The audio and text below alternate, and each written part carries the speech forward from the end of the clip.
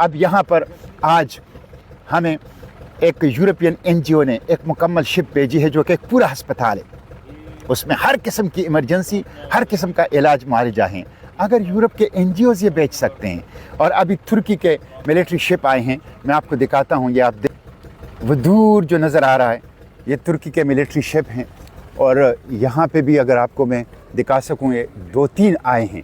ये international waters में हमारी साथ एक तरह से तक़वियत देने के लिए लड़ने के लिए नहीं आए, लेकिन कम से कम इज़हार हमदर्दी की है, इज़हार यकजहती की है। इमरजेंसी की सूरत में हमें रेस्क्यू और रिलीफ के काम कर सकते हैं। तो पाकिस्तान की नेवी कहाँ है, पाकिस्तान की हुकूमत कहाँ है, पाकिस्तान की रियासत कहाँ है, वो क्यों नहीं आ सकती?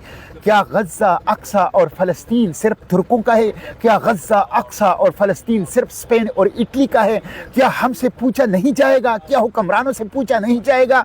इसलिए हुक्मरानों पर दबाव बढ़ाएं, पार्लियामेंट के सामने जाएं, सूबाई असम्बलियों के सामने जाएं, शहरों, देहातों, चौकों और चौराहों, तालीमी इदारों, प्रेस क्लब और बार एसोसिएशन में एहतजाज करें। कहाँ है पाकिस्तान? पाकिस्तान को लीड करना चाहिए था, पाकिस्तान को आगे आना चाहिए था। जब पूरी दुनिया का एक इत्तेहाद बन रहा है गज़ा के लिए, पाकिस्तान क्यों लाताल्लुक है? पाकिस्तान क्यों दूर खड़ा है? पाकिस्तान क्यों गैर जानिबदार है? पाकिस्तान क्यों खामोश है?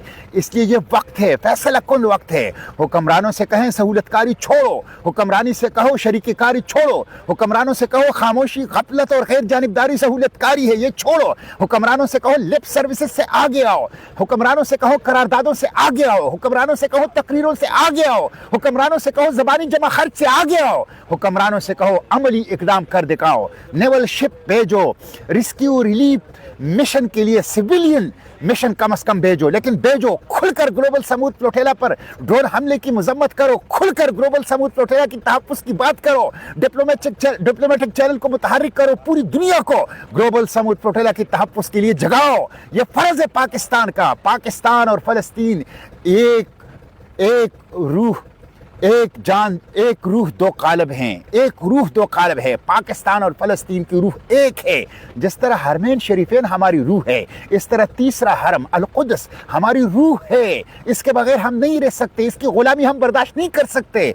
जो कत्लेआम बच्चों का हो रहा है, जो जुल्म अजीम हो रहा है गज़ा के अंदर, जो दिन दिहाड़े दिन की रोशनी में पूरी दुनिया के आंखों के सामने 2 साल से जो कुछ हो रहा है, उसके ऊपर अब मजम्मत की बात नहीं चलेगी, करारदादों की बात नहीं चलेगी, तकरीरों की बात नहीं चलेगी।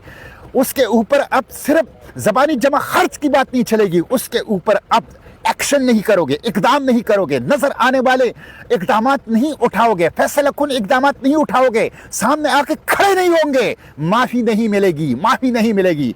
इसलिए हुक्मरानों को उठाएं, हुक्मरानों को जगाएं। हम इंशाअल्लाह गज़ा पहुँचेंगे। अल्हम्दुलिल्लाह अल्लाह ताला ने हमें ड्रोन हमलों से भी बचाया, अल्लाह ताला ने हमें 3 समंदरी तूफ़ानों से भी बचाया।